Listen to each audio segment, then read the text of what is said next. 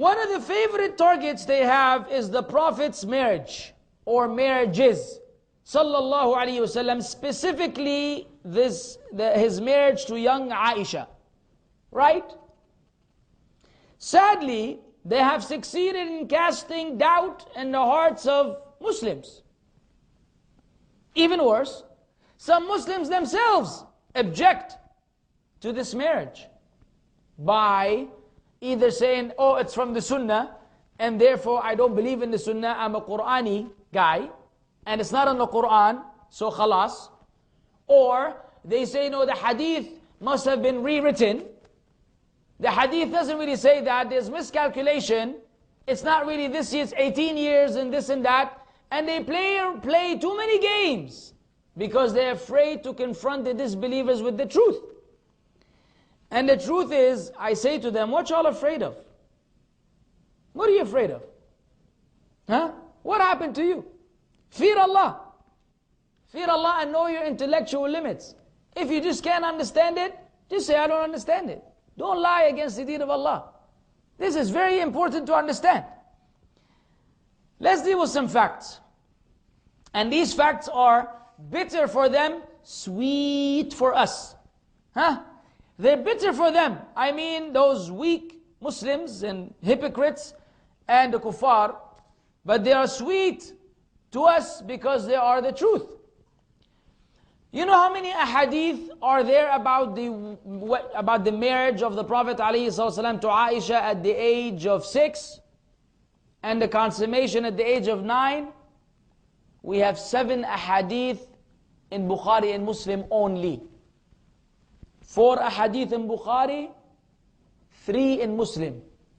This is besides Abu Dawood and other collections of ahadith. Okay? I'll quote one of them because of time constraints. And by the way, from among them, you will see how many were narrated by Aisha. Most of them were narrated by Aisha herself. If someone narrated about Aisha, we say there's room for some misunderstanding. But Aisha herself is narrating the hadith, like the one I will quote now. Aisha narrated, Radi'Allaahu anha, that, where is it? Yeah. That the Prophet ﷺ was betrothed to her when she was 6 years old. And he consummated his marriage when she was 9 years old. And then she remained with him for 9 years. And the hadith is in Bukhari, volume 7, book 62, hadith number 64. Did you hear it? Huh? They were betrothed at the age of 6, yani engagement if you want to call it. Huh? Not the actual consummation. And the actual marriage was consummated at the age of 9. At what age they got married? 6. Are you afraid? Don't be afraid. They're afraid. They're unhappy. They're screaming now. Oh, how could he? Pedophile. This child molester, all the nonsense which their feeble minds tell them to say. But we will refute, bi'idhnillahi azza wa jal. Now, the second fact which we should be aware of is, Aisha was which wife of the Prophet sallallahu alaihi wasallam? The third. Who was the first? Khadija. And she was his wife for 24 years. She was 40 when he was 21, some narrations 25, when they got married. So, according to scientists and, people and physicians and whatever, the sexual prime time is that age of 20, 21, 18 onwards. And at the age of 21, the Prophet ﷺ was married to a widow. She had been married twice before him. She was 40 years old, and he remained with her for 24 years, and he didn't marry anyone until she died. Is that a sign of someone who has a problem as they claim? No way. Can't win on this one. After her death, the Prophet ﷺ was around 46. Who did he marry? Sauda. not Aisha. Then Aisha came. And who was Aisha? Radi'Allaahu anha, his best friend's daughter.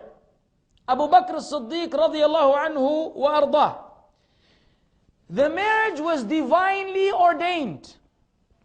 Aisha narrated that the Prophet sallallahu alaihi wasallam said to her, "You have been shown to me twice in my dreams.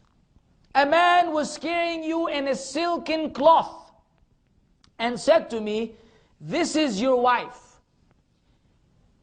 I uncovered it, and behold, it was you. I said to myself, if this dream is from Allah, if it's not from the shaitan, if this dream is from Allah, He will cause it to come true."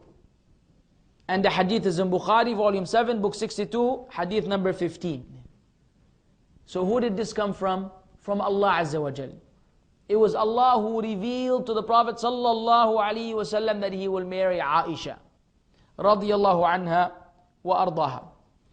Refutations. These are facts. Okay? She wasn't the first wife. He had already been married for many years with only one wife who was older than him, alayhi sallam. Then he married another wife before he married Aisha, who was his daughter's his best friend's daughter. And what was the last thing? It was divinely ordained.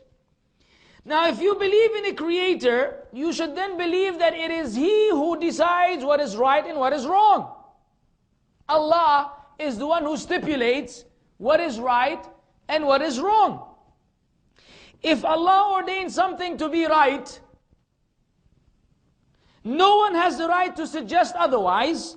And if they did, then their declaration is as valuable as the sandwich wrapper, which you throw away once you're done with the sandwich. Shall I repeat? Sandwich, you know that lousy, flimsy wrapper that annoys you because it takes so long for you to, it's like it doesn't want you to eat the sandwich. And some people fight with it. Finally you rip it off and you get access to that, 1 riyal egg sandwich. And then what do you do with that wrapper? Throw it in the trash. And if someone told you to wipe your mouth with it, you wouldn't. Or keep it, you sure wouldn't either. Put in your pocket, not this one. See how valuable that is? That's how valuable their opinions are. If someone is going to say something that to claim to be wrong, they claim in something to be wrong, when Allah said it is right, we just don't care. We don't care at all. Yet, in cultures where Allah's law is of no importance, cultural norms are what determine right from wrong. So violating the cultural norms will make you immoral according to them. If according to their culture this is moral, and you were to do something against it, you will become immoral, according to their own standards of right and wrong, even if they're not involving the divine revelation in the process, which is the case in the Western countries and so on and so forth. So therefore the Prophet sallallahu alaihi wasallam, his act was the norm. It wasn't only divinely ordained, it wasn't only right in the deen of Allah, it was even right in their culture. Had it not been right in the culture, believe me, we would have many statements from them about that marriage. Because they call the Prophet sallallahu alaihi wasallam, whom they used to call as-sadiq al-amin, sahirun, kadhab, majnoon, kahin, sha'ir, all of these. He's a poet, he's a soothsayer, he's a magician, he's a liar, you name it. They gave him all kinds of names. And it would have been suitable for them to add one of the ones they give him today, pedophile or child molester, wal-iyadhu billah, hashah, sallallahu alaihi wasallam. The kuffar of Quraysh would have made a big deal. Abu Lahab would have announced it. The Prophet married a young girl. You will not find anything, not historically. If they say we Muslims, we hid them. There was such a reaction, and we said, oh, this is going to really, make us look bad. Just throw it away. If they were to refer to history, historically, they will find no objection among a single person at the time of the Prophet sallallahu alaihi wasallam. That was the norm back then. So what is their problem? In the deen of Allah, this is right. Because when was the marriage consummated? Once she had reached what? Puberty. And we will see what puberty means. What is puberty? What is the benefit of having a menstrual cycle except that the lady is now ready to be pregnant? I mean, come on.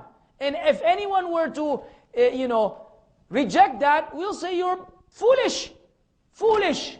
Because this is a sign. It's a sign. Once the menstrual cycle is in effect, this young lady may bear children. Now, if she is petite or weak or whatever, Islam takes that into consideration. She may not be able to do it, so then they will take it easy. But generally speaking, khalas. So they waited until she consummated the marriage, which means there was no relations before that. What is their problem? We have many problems, but we can't solve all of them. Allah musta'an.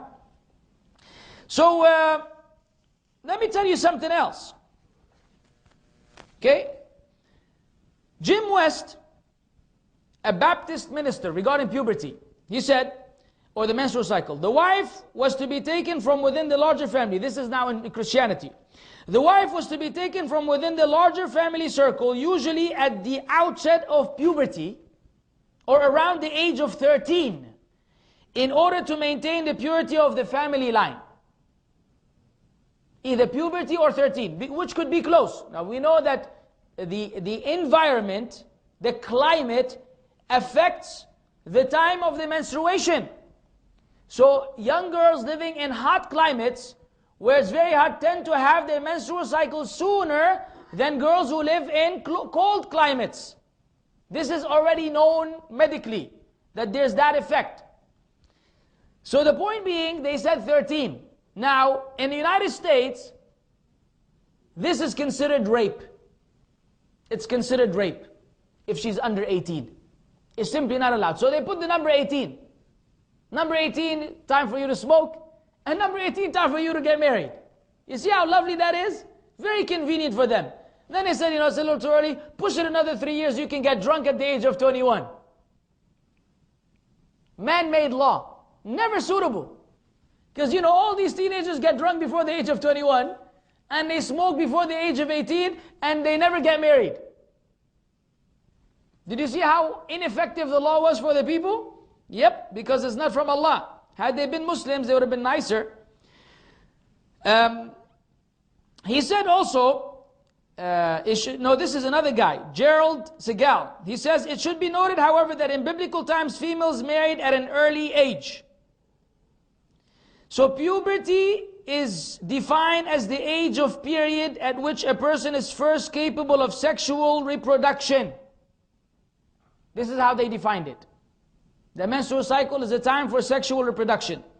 Getting your period, according to the Women's Resource Center, getting your period makes a rite of passage for young girls entering womanhood.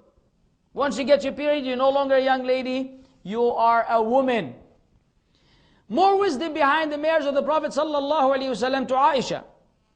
Aisha's marriage to the Prophet ﷺ at an early age allowed her to be an eyewitness to the personal details of his life and carry them to the succeeding generations.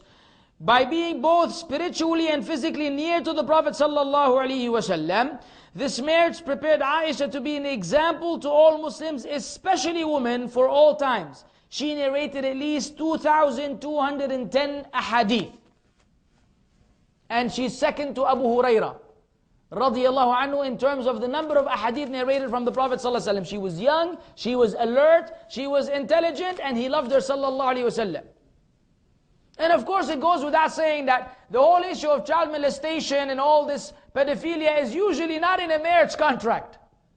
It's usually a doctor who will molest a patient of his while her mother is waiting in the waiting room. As you hear all the time in the news, they discovered that he had a camera and he filmed hundreds of patients which he had molested. This is where the sickness comes. But for someone to propose and the father to give the daughter in marriage and there's a regular wedding and everybody knows, and she has reached puberty, then they got married, is that the same? No, but see, when we don't know these facts, we get scared when they use these terms and they attribute them to the Prophet ﷺ. If we knew the facts, they have nothing to object to. They're guilty of the same thing, as I will tell you and show you later. The second wisdom, the marriage refuted the notion that a man could not marry the daughter of a man who he had declared to be his brother, even in the religious sense. Since the Prophet and Abu Bakr had declared each other to be brothers, the notion was done away with. This is demonstrating in the following hadith. Narrated Ursa, the Prophet ﷺ asked Abu Bakr for Aisha's hand in marriage. By the way, Aisha was engaged to someone before that marriage. FYI. To show you that that was the norm in their culture. Yani before 6 she was already engaged. And then she wind up breaking away from that engagement and marrying the Prophet ﷺ. That was the norm. So when he proposed, Abu Bakr said, but I am your brother. The Prophet ﷺ said, you are my brother in Allah's religion and His book, but she, Aisha, is lawful for me to marry. And the hadith is in Bukhari. Because everything the Prophet ﷺ said was a rule. Otherwise, if someone was your close brother, it's like, oh, akhi, we're so close, I can't marry your daughter. She's like, I'm like her father. This happens very often, by the way, in some cultures. I'm like her father. But you're not her father. She's halal for you. And because of that understanding, so he enters upon her because she's like my daughter, and next thing you know, yes. So when the problems begin. And the same thing happens in the Muslims. Oh, he's just my brother-in-law. Huh? He's just my brother-in-law. He's still not your mahram. But because of he's my brother-in-law, so he enters upon her. Next thing you know, she likes him, she doesn't like her husband. These things happen all the time. You don't get the emails. And praise Allah that you don't get the emails. I get them and I get devastated. These things are happening all the time when people violate the limitations which Allah laid down. Because whatever Allah laid down is the most suitable. Thirdly, the marriage did away with the pagan Arab superstition that you shouldn't get married in Shawwal. And some of them still have it until today. So the Prophet ﷺ, he got, the betrothal was in Shawwal, and the consummation of the marriage was also in Shawwal. So anyone who had that kind of superstitious belief had to do away with it. Now some people say, the Christians are the biggest people to criticize the Prophet sallallahu alayhi wasallam. But let me quote something from the Bible. Deuteronomy, chapter 21, verses 10 to 14. Check it out.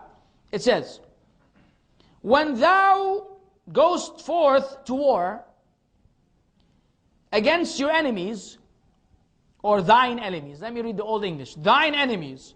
And the Lord thy God hath delivered them into thine hands, and thou hast taken them captive, and seest among the captives a beautiful woman, and have a desire unto her, that thou would have her to be thy wife, then thou shalt bring her home to thine house, and after that you may go into her and be her husband, and she will be your wife. But if thou have no delight in her, then thou shalt let her go. And after you try it out, if you don't like it, then you go your own ways. Otherwise you can keep it as your wife. That's the Christians for you. This is, by the way, the war captives. This is regarding the war captives. And the list goes on, but the time doesn't allow to elaborate. But anyways, that is, and there's a lot more in the Bible about Moses being sent, and they were to kill all, animals, goats and oxes, and the only thing they kept for themselves were the virgin girls. Only the virgin girls were kept for them, 32,000 of them. So all of these are found in the Bible. So if they want to claim about decency, then their book doesn't really teach much of that.